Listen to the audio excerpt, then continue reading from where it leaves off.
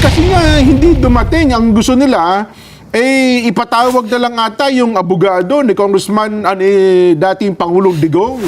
Uy, ano kinalaman ng abogado? Kasi, siyempre daw, doon nga ako, natataka nga ako. Doon siyempre niya, kapag sinabing ng kanyang kliyente, at least meron na niyang sapat na kabatiran yung abogado, kung totoo ba yung sinasabi ng kanyang kliyente, Kong. Hindi ganun yun. Hindi ba? Ang abogado, Oh. kapag yan ay in-engage ng isang kliyente, ahente lang siya. Yun, tama. Representative lang siya. Ano man ang kanyang isusulat nang galing doon sa principal. Yes, sa kanyang kliyente. Ang ipinagsisintir nila yata kasi doon sa unang sulat, sang-ayon sa pagkakasulat ng abogado ni dating Pangulong Duterte, ay ipagpaumanhin po ninyo at hindi makakadalo ang aking kliyente sang-ayon sa kanya sapagkat kailangan niyang magpahinga dahil kagagaling niya lamang po sa Maynila. Yan. Hayaan po ninyo sa mga susunod na pagdinig, kami po ay dadalo. Parang ganon. Tama po, tama po. So, yung sulat na yon nanggaling sa principal. Meaning to say, si Pangulong Duterte. Tama po. Ngayon, sumulat uli ngayon sapagkat umaasa nga dahil nga sa commitment na sa mga susunod na pagdinig, dadalo, hindi dumating, may kalakip na naman na sulat. Na dito sa sulat na nito ay sinabi, kami po ay sang-ayon po sa pakikipag-usap ko sa aking principal, sa aking kliyente, ay hindi po siya makadadalo dahil po sa mga sumusunod na mga kadahilanan. Yan. O ano ba yung sinabi niya, Jen? Well, ang sinabi niya doon, hindi siya naniniwala meron siyang inilinyang mga dahilan. Yes.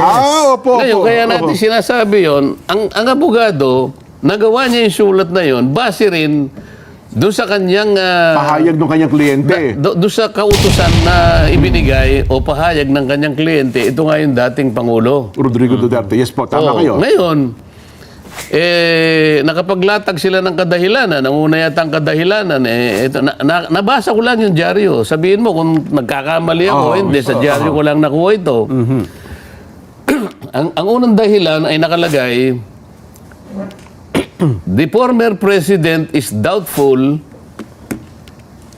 as to the Quadcom's integrity, independence, and probity to conduct legislative inquiry in aid of legislation. Yun ang una. Okay, opo. Itagalog mo yun, Nelson. Doubt, merong May pagdududa. Duda. Oo, kung totoong merong pakay ang Quadcom na gumawa ng batas. Hindi ganun eh. Kayo naman i-translate nyo ng mahusay. Ulitin nyo ko, hindi namin masyadong naintindihan. Iinit na naman ang ulo ko pag gaganyan ng Pag sinabi ko, unawaan nyo ng mabuti. Sige po, sige. Sabi niya, he is doubtful as to the Quadcom's integrity, independence, and probity to conduct legislative inquiry in aid of legislation. Yun ang una. Na siya ay duda sa integridad ng Quadcom sa layo sa paggawa nung kulang nga eh. Yung ano ba yung probity sa Tagalog? Meron siyang pag-aalinlangan at pagdududa sa integridad. Yan, ng Quadcom. Independence. Anong independence sa Tagalog? Yung kanyang pagiging malaya. At sa kanyang pagiging malaya. Ano yung probity sa Tagalog? Edward? Probity. Ano yan, pagka-December yan dyan. Hinihintay namin yan eh. Bakit pagka-December? Probity. Hindi ba ko, probity. Mas mga Tagalog, English na lang kong. Kasi tatlong So, pinagsama-samang kasi yung kakayahan, katapatan, yun din eh. At walang pagkiling. Yung mga ganyan. Walang kinikilingan. So, may pagdududa sa integridad, sa pagiging malaya, at katapatan, at walang pagtatangging na pagsasagawa ng legislative inquiry in aid of legislation. Yun ang unang sinabi niya. Opo. Sapagkat sabi niya, ito'y ginagawit nyo lamang na isang political ploy to indict him for crimes he did not commit. Yan. So ginagamit nyo lang na isang kaparaanan. Isang stratagem, pang gano'n, ano? Strategiya, no? Oo. Instrumento. Para lamang siya ay inyong i-indict, Oho. Malitis. i-charge, gano'n, Kasuhan. Kasuhan sa krimen Na na hindi hindi niya naman niya ginawa. ginawa. O, yun ang una. O, bakit ngayon pagagalitan yung abogado? Alam niyo kung naging pagtatalo nga yan kasi merong isang abogado na isa rin si Congressman Kate Flores ata, tumutol siya na Your Honor, kasi abogado lang naman yan ano ba sasabihin niya? Kasi yun ang sinabi ng kanyang kliyente bilang abogado. Bakit siya ang obligahin natin na magpaliwanag in behalf sa kanyang kliyente? Oo nga, alam niya, sa abogado siya. Opo. Wag mo, yung abogado, ahente lang. Opo. Parang Tama siya kayo. yung messenger. Do not shoot the messenger, sabi niya. Ano? Tama. Yung message ang importante. Yung message galing do sa principal.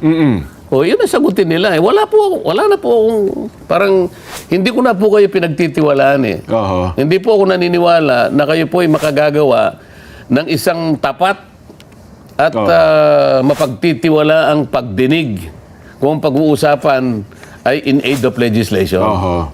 Sapagkat gagamitin nyo lamang po yan, nakaparaanan, para ako po ay asuntuhin ninyo sa mga krimen na kailanman na hindi ko ginawa. Opo. O yun ang kanyang katwiran, kaya hindi siya pumunta. Oho. At pagkatapos, sinabi niya, dalawa sa mga member ng Quadcom na chairman, binanggit, ano? Hindi ko kilala itong dalawa eh. Congressman Abante, kilala niyo ba ito? Kilala ko po yan, Kong. Congressman Fernandez. Nakalista na po sa akin yan, Kong. Nilista ko yung mga yan. Sabi niya, Oh. they have been vocal in their position that Duterte should be held liable Oho. for the crime of willful killing Nako. Ang tindi nung kanyang statement. under Section 6 of Republic Act 9851. Oho. Yung 9851, ito yung Philippine Act on Crimes Against International Humanitarian Law. Yun pa rin nakapaloob dyan. Genocide and other crimes against humanity. At sinabi pa nila na yung mga krimen na nabanggit ay klarong-klaro. Oho. Sa mga tweet, parang bias na nga naman sila. May na-prejudge Nakapagbigay ka na ng deklarasyon eh. Na may kasalanan talaga. And the former president should be held responsible Oho. for the crimes. So, bakit pa siya pupunta ron? Meron ka ng prejudgment eh. May nauna silang desisyon na eh. Alam mo, Nelson, Jen, kung halimbawa ito sa tunay na korte, Ay, nako. Oho. hindi po pwede itong ganito eh. Kung sa proper court, Kong, wala. Merong kategoryan, merong yung mga abogado, meron silang ginagamit na isang Oho. technical phrase eh. Yung they called neutrality of an impartial judge. Yung Okay. pagka ginamit mo yan, ang mga example niyan eh, pag tiningnan mo, pati yung suot mo eh, Opo. pati yung pagtingin mo dun sa akusado, pati yung pananalita mo, kinakailangang magpakaingat-ingat ka para hindi ka mabahiran ng kahit anong Oho. bias na maaring Ang pagkiling sa isang panig. maaring no? kumikiling ka sa isang panig laban sa isang panig. Tama po. Yun ang cold neutrality of an impartial judge. Itagalog mo nga yun, madali ito eh. Oho. Cold neutrality. The cold neutrality of an impartial judge. Oho. Pagka Hindi mo alam ang cold, malamig. sipon. Malamig na parang wala kinikindihan yung neutral eh. Anong klase naman pagpapaliwan? Neutral. Ito ulitin ko Nasa the gitna. cold neutrality of an impartial judge. Yun ang parametro. Oho. Yun ang sukatan. Magpakaingat-ingat ka. Na isang walang pinapanigang hukom. Ang totoo Di ba? niyan, pati pananamit mo eh. Ganun ho. Alin ba? Talagang yung pinakamaingat na kaparaanan para hindi ka, kahit sa anong kaparaanan, ay makakitaan ka ng pagpanig sa bawat isa. Walang kaduda-duda dapat. Kapag halimbawa, kilala mo naman ito, sino ba itong Congressman Abante sinasabi nila? At Congressman Fernandez, pareho ko Opo. namang hindi kabisado kung sino itong mga ito. Makakakilala ko yan, Kong. Kilala mo? Ay, kilala ko po Okay. yan. Nilista ko na po mga pangalan ng mga yan. Hindi siya po pwede din sa cold neutrality of an impartial judge. Ay, hindi. Mukhang may nauna na pong pahayag sila, Kong. Kasi yun lang aksyon mo eh. Yun lang pagngiti mo, tinitingnan ka eh. Oho. Dito nagpahayag ka na liable ka itong dating Pangulo. Pero yun daw naman, Kong, ay sa proper court. Yun naman daw kasi ay in aid of legislation, mga mambabata sila. Siguro, hindi naman sila naka-robe. Di ba? Ang kanilang pananamit, baka nga pwedeng nilang gawin yun, Kong. So hindi ka pala korte. Hindi naman. po sila Oo, korte, ba't Kong. nag-aasta ka ng korte? Bakit ginagawa mo yung bagay na korte lamang ang pwedeng gumawa? Oo nga naman, ano? Di ba? Meron akong babasahin sa inyo eh. Sabi niya, Oh. dito sa Bengson versus Senate. Bengson versus Senate. Opo. Itala mo ito ha. Opo, Kong. Sagat yung mga young guns ng baka pinakikinggan tayo. Ay, tsak po. Nakikinig ngayon yan, Kong. Ito para Benson versus Senate. para makapag-aral naman sila. GR number 89914. Sinasabi na natin para mapadali. Opo. November 20, 1991. Bago-bago pa. Opo. 1991 lang decision na yan. Sabi niya rito sa isang parte, it appears therefore, sabi niya, Oo. that the contemplated inquiry by respondent committee is not really in aid of legislation Okay. because Oo. it is not related to a purpose within the jurisdiction of Congress. Makikita mo Oho. Ang sinasabi rito ay hindi pala talagang in aid of legislation sapagkat ang hindi kanya kaugnay Opo. sa purpose within the jurisdiction of Congress. Bakit? Oho. Since the aim of the investigation is to find out whether or not the relatives of the President or Mr. Ricardo Lopa had violated Section 5 RA number 3019. Ito yung anti-graft.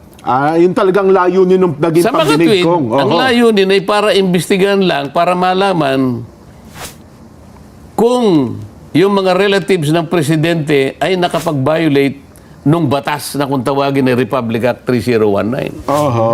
Ano ang dapat kapag ganun na nangyari? Aha. A matter, sabi niya, that appears more within the province of the courts rather than the legislature. Oho. Pagka ganun, sabi niya, ito'y para doon sa korte, hindi para sa legislature. Hindi dapat pala sa, Ganito yung nangyayari. sa Congress, ano? Kung ang palagay ng Quadcom at lahat ng kabahagi nito, ang pinag-uusapan ay napakaraming paglabag, lalong-lalo na yung mga batas, mga criminal laws, halimbawa. Ba't sila yung nagsusuri? Bakit sila yung nag-undertake ng inquiry na ito ay dapat korte na ang gumagawa? Ito yung sinasabi nito ba? Oo. So, kinote pa nila yung isang jurisprudence Opo. na sa pangyayari ay magkapareho. Aha. Ito ay John T. Watkins versus United States, ano? Lumang lumang jurisprudence, ngunit nagagamit ng ating Korte Suprema. Aha. Sabi niya, Opo. but broad as it is, the power of inquiry, talagang broad it is not unlimited. Ayun. Kahit na broad yan, pero merong limitasyon yan. Oho. Hindi absoluto yung kapangyarihan niya There pala, is no general authority to expose the private affairs of individuals without justification in terms of the functions of Congress. Di ba? Oho. Nor is the Congress a law enforcement or trial agency. Sinasabi, hindi ka enforcement, hindi ka trial agency. So bakit mo ginagawa ito? Pero paano natin idodraw yung line, Kong? Yung pagiging... Idodraw mo ang line kapag Opo. ka ang mga bagay na ito ay korte na ang dapat na gumawa, sabi nito. Hindi na legislative purpose. Sapagkat ang binabanggit nga ay in aid of legislation. Aha, tama. Kagaya na sinabi niya, sabi niya, as held in Arnold versus Nazareno. Ito, landmark na ito. Landmark decision po yan, 1955 opo. yata ito.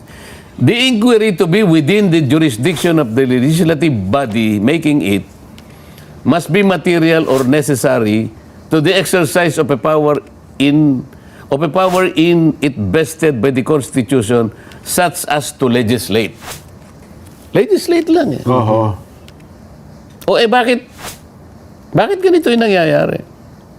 Kung ang alam mo ay kailangan mong isigin ang isang tao, kung ito na palagay mo, kailangan mong isigin ang tao sapagkat napakarami palang batas ang na-violate, ang nalabag.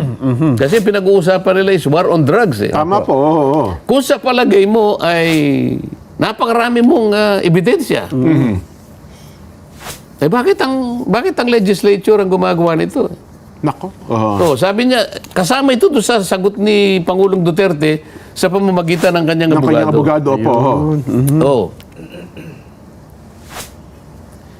Duterte noted, sabi niya. Opo. Ito sabi niya, the proper recourse, sabi niya, is to file the proper criminal actions against Duterte before the DOJ. Bakit niya sinabi yun? Kasi yung Department of Justice, nasa ilalim niya yung National Prosecution Service. Kung inaakala mo na nakalabag yung dating Pangulo ng maraming mga batas doon sa kanyang kampanya laban sa droga, ang sinasabi nga nila ang proper recourse, mag-file na kayo ng proper criminal cases against Duterte before the DOJ. Bakit hindi nga yun ang gawin? Oho. Bakit iniimbestiga ng Kongreso? Kaya pala kung ang DOJ, ito recently lang to dyan. Oo. Balita natin kanina umaga, nagbuo na sila ng task force on EJK. Yun ang tama Yun, opo. Oo. So anong mangyayari kung dapat iba yung hearing sa Kamara? Dapat nga wala yan Oho. Dapat nga wala. Itong binabanggit nating mga jurisprudence na ito, ang sinasabi, kapag ka ang lahat ng ginagawa mo ay mas matibay pa na dapat ang korte ang gumawa at hindi legislature, dapat iniwanan mo ng matagal yan Paano yan kung mukhang may nabasa ako mga statement na noong nakaraan sa House leadership na tamaan niya ang direksyon ng Quadcom at mukhang maraming natutuklasan. Kaya sino man ang gustong pumigil dito, hindi dapat niya Magtagumpay. pigilan ito. Hindi ito niya dapat magtagumpay. Dapat magpatuloy ang pagdinig ng Quadcom. Yung pagdinig kaya ay nasusunod yung mga parameters at yung mga sukatan na nakalatag sa mga jurisprudence. Well, sa statement na yun ko, ako personally, sa hinuha ko, sa tingin nila, Tama ay yung mukhang ginagawa nila. nasusunod at mukhang tama ang ginagawa nila, Kong. Halimbawa, Oo. yung sino ba yung kaibigan mo, sino yan? Benny. Si Benny Abante, nakita ko nag-appear doon. Bini Antiporda po. Benny Antiporda. Antiporda, Abante, Congressman po. Gawin natin halimbawa si Benny Antiporda. Naku, bigla nga ako naawa kakapon. Ano nga gawin nating halimbawa? Opo. Ano yung tinanong sa kanya? Ang tinanong sa kanya kung totoo ba yung sinabi na ikaw ay involved dito sa smuggling ng droga. So, sabi niya, dahil nabanggit yung pangalan mo. Hindi po kanya. Hindi po kanya. Nagpaliwanag siya, di ba? Opo, Yes, katunayan anya, Oo. si Colonel Acierto, Oo. hindi anya nababanggit ang pangalan ko at di wala ako sa... Kiniklear ako Kiniklear, hindi anya nakikita sa kanyang report at sa kanyang intelligence gathering si Benny Antiporda. Oo. Bigla may Sumagot sumigaw. agad na, Your Honor, Hindi, teka muna, bago na mangyari yun. Ang katibayan po na hindi po totoo yan kasi po, yung dalawa pong witness, naglaban po yung kanilang kaiba ng statement. Oh. Kaya kanya, ang aking pong pagkakaintindi dyan, ay talaga pong Hindi ako involved. hindi po ako involved. Opo. May sumagot ngayon. Yun nga. Oo, yun, nako. Pasigaw pa eh. Oo. Galit. Ito yung nakakatawa dyan eh. Oo. Merong isa dyan na kapag nagtanong, palaging galit. Nako. Yan ay ang pagkakaintindi mo. Oo nga. Oo. But it does not follow. Sabi Tama niya, po. no? Oo. Bakit daw? Bakit daw? Meron bang ganon? Hindi. Yung judge ba gagawin sa iyo yan? Ang judge palagi lang nakikinig yan. Ang siyempre po. naglalaban, Yung yung dalawang dalawang abogado. oo. Isang prosecution, isang defense. Yes. Pero yung judge, palagi siyang nakahawak doon sa court neutrality Oho. of an impartial judge. Ngayon, sabi niya, yan ang pagkakaintindi mo. Opo, tama. But it does not follow. Oho. Hindi yan ang totoo. Oho. Yan ang sinabi niya, ha? Oho. Hindi lang sumagot yung Benny. Hindi na. Mahimik na lang. Hindi na Sa- nakapagtanong, mukhang oo. mabait nga si Benny Kong eh. Mabait. Kung ikaw si Benny Antiporda. Oho. Halimbawa, ako si Benny Abante. Oh. Abante. Si Benny, si Ginong Karamps. Oh. Sino ba yung Si Karamps Si po. Karap. Oo. Halimbawa, sinabi niya, Oo. yan ang pagkakaintindi mo, pero mali ang pagkakaintindi mo sapagkat Oo. hindi yan ang totoo. Ba? Sabi nga, oh. Ba't Sabi niyo po ko naman. nasabi? Ano po pala ang totoo? Oh, ayun na. Oo. Paano mo nalaman kung ano yung totoo? Yung, paano mo nasabi? Dapat, diba? Oo nga, oo. Yun sinasabi natin eh. Nasaan? Kaya nga sabi ng abogado ni Pangulong Duterte, Oo. ako po'y nagdududa na sa inyo eh. Aha. Kung kayo po'y meron pang integridad, independence, or probity para magsagawa ng legislative inquiry. Aha. Una, pasigaw-sigaw kayo. Kawawa yung mga tao. Unang-una, hindi nyo gawain yan. Pangalawa, wala kayong kakayahan para gawin ninyo yan. Bakit? Yung 4 na chairman ng committee na yan, walang abogado yan kahit isa eh. Oh, yun na nga po, Kong. Nagkataon nga ganun. Mhm. Oh, meron bang makakapag cross-examine doon sa kanilang mga pinagtatanong? Wala. Well, ang ilang miyembro So, lang po. paano lilitaw yung kabilang panig? Mhm. So, walang due process eh. Aha. Walang due process eh. Eh kasi nga naman kung layunin talaga doon, gumawa in aid of legislation kasi kung due process ang hinahanap natin doon, eh di dapat sa proper court na natin dinidinig ito, di ba? Yun na nga yung sinasabi natin. Oo. Ang gawain mo lang, limitado in aid of legislation. Yun. Oh. Hindi ba nakagawa na sila ng ano eh? Ang pagkakaalam ko, nakagawa na sila ng isang Opo, batas eh. mayroon na po yung ipahinto ang lahat ng POGO operation sa Pilipinas. Hindi Kong. lamang yun. Meron silang House Bill 10986. Anong isang araw? Tama po. Extrajudicial killings. Oho, oho. Ngayon, na-file nila ito noong October 11, 2024. Mhm. O, di tapos na. Opo. Meron ng... Wag na natin munang pasadahan itong House Bill 10986 sapagkat maraming problema itong ginawa nilang batas. Hindi ito yung panahon para atakihin natin. Pero isang episode ito eh. Tama o po. baka 2 episode ito eh. Mahaba-haba yan, oo. Pero kung totoong ang gawain nila is in aid of legislation, tapos na eh. Meron na legislation eh. Oo. Ba't tayo mo pang tumigil? Oo nga. Ha? Wala nang rason. Tapos na eh. Ay mukhang... Bakit tinanong na naman yung driver ng dating Pangulo? Meron ako na. opo, opo. Si Driver? Benaventura. Aha. Si Benaventura, Kong. Oo, wala silang nakuha doon sa tao. Oo, hindi magaling sumagot. Magaling sumagot Malinaw na. pa nga na napakita niyang napakabait ng Pangulong Duterte. Aha. Ngayon, nasipayo ata yung abogado. Si Congresswoman Luis Troy yata yun. Opo. Tontuwa ako eh. Ngayon, ang ginawa niya, dahil sa wala siya nakuha eh, 0. Opo. O edi ka, dahil sa napakabait ka ni Pangulong Duterte, ikaw ay bilib na bilib dyan. Aha. Opo naman, sabi niya. Opo. Kung halimbawa, bibigyan mo ng grade si Pangulong Duterte, Opo. between 1 and 10, 10 being the Highest. The Oh. highest. Opo. Oh. Anong grado ibibigay mo? 10 po. Ano? Talagang bilib ka, ha? Oo. Eh di pati buhay mo kanya ibibigay mo sa kanya dahil bilib ka sa kanya. Aha. Ay. Opo. Eh di pwede ka rin magsinungaling kanya. Yun ang Dahil kanyang- sa bilib mo. Yun ang kanyang konklusyon. Hindi, kasi in English niya eh. So you can also do some misrepresentation before this committee. Only to save him. Yes, ma'am, sabi naman nung isa, no? Alam mo, kung yun ay nasa tunay na korte, doon pa lamang sa niyang Opo. between one and other, yung defense counsel, Nakaharang agad yun. Your Honor, Your Honor. Your Honor, objection. Yes. What is the objection? Sabi ng judge, ano? It is irrelevant, it is impertinent, no basis, Your Honor. Titigin yun.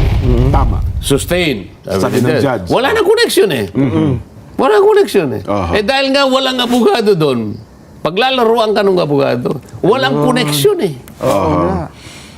Ngayon, kung itataas natin kung palalaliman natin ito, kung pinag-uusapan ay logic, halimbawa, palasyos yung premise niya. Aha. Walang koneksyon yung pagsisinungaling at saka yung... pwede niya sabihin eh. Yun ron, kung yung pulis, halimbawa, kung makikipagpilosopuhan siya dun sa abogada, yun, hindi ko na po kailangan magsinungaling para iligtas si Pangulo. Sapagkat totoo po yung sinasabi ko lahat. Ngayon, kung halimbawa po, may humahanap sa kanya, halimbawa, alam ko, babarilin siya, alam ko kung nasaan siya, magsisinungaling po ako talaga. So, depende po eh. Depende sa sitwasyon. Depende po sa sitwasyon eh. Pero ikukonect mo yung paghanga ko sa kanya at pagsisinungaling ko dito sa Quadcom, wala pong relasyon yun eh. Either pumasok ka dun sa mga tinatawag na mga... Opo. Yung tinatawag na false dilemma policy, meron kang bandwagon policy, meron kang slippery slope policy. Pero malalim na ito. Medyo malalim na talakayan Hindi na Opo. dapat ginagamit itong mga ito. Pero gagamit sila ng mga ganon para lang lituhin. Dahil wala siyang nakuha eh. Zero eh.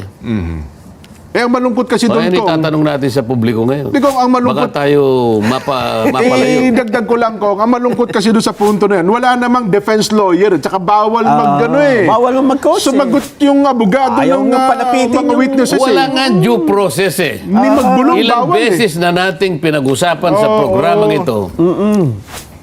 Hindi korte ang Quadcom. Opo. Nagkukunwari lang sila na korte. Ipagpalagay natin korte sila, hindi qualified na judge yung apat. Opo, hindi Kaya wala tayong makukuha rito eh. hindi abogado. Una, hindi korte, nagkunwang korte, wala namang qualified na judge. So ano gagawin natin? Nako. Kaya pala ganun kung umasta si... So paano magro-ruling yung, halimbawa, merong nag-motion. Paano magro-ruling yung isa? Oo nga naman. Well, ang batayan lang nila lagi yung kanilang rules, Kong. Ano ha? Doon sa rules ng umiiral sa Quadcom.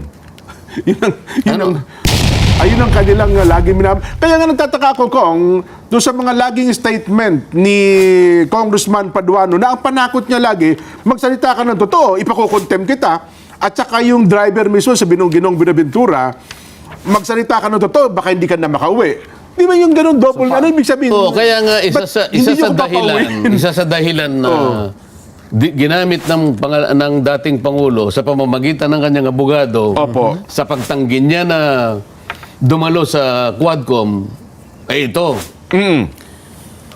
Duterte noted how the Quadcom tried to persuade, if not unduly pressure, resource persons to admit matters under oath that they lack knowledge of. Ibig sabihin, kahit wala silang kakalaman doon.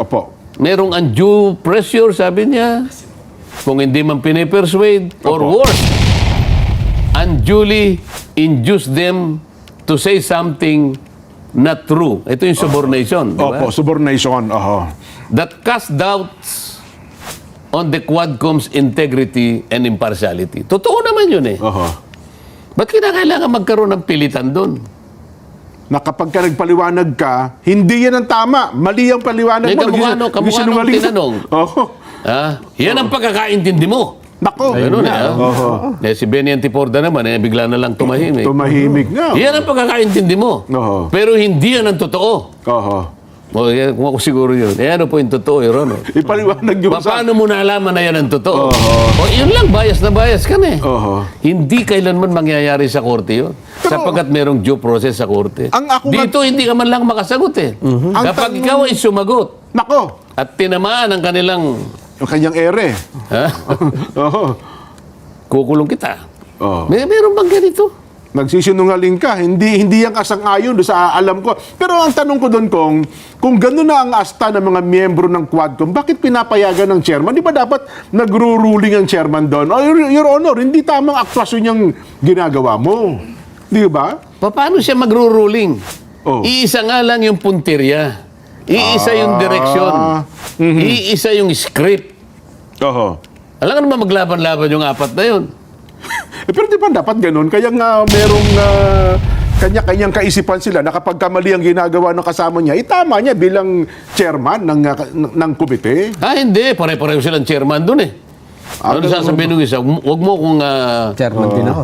pare-pareho lang tayong chairman dito. chairman. Ay, di ba ganun kung minsan nagkakaaway-away Oo sila? nga po, nagsasagutan din sila. Teka muna, ako muna kanya eh. O, di ba? Oo.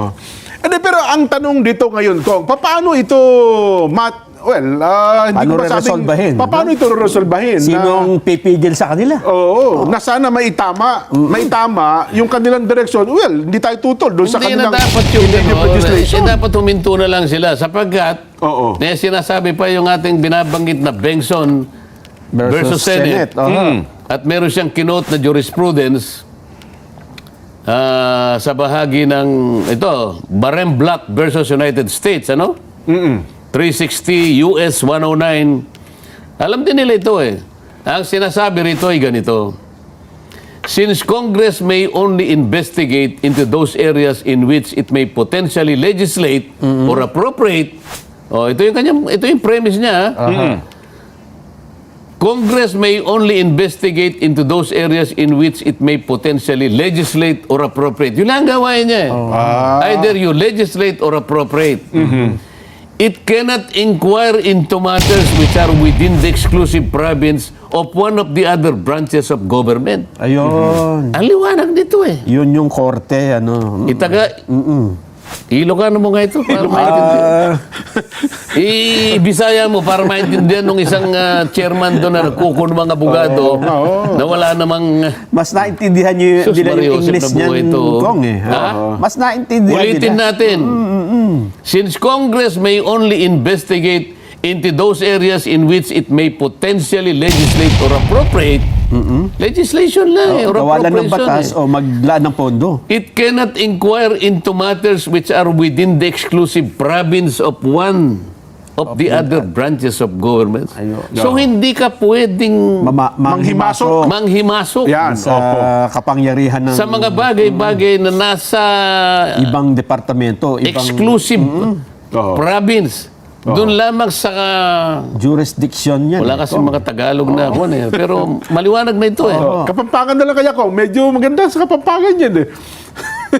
Kamalyaring magmurit-muritan. Sabi. Yun.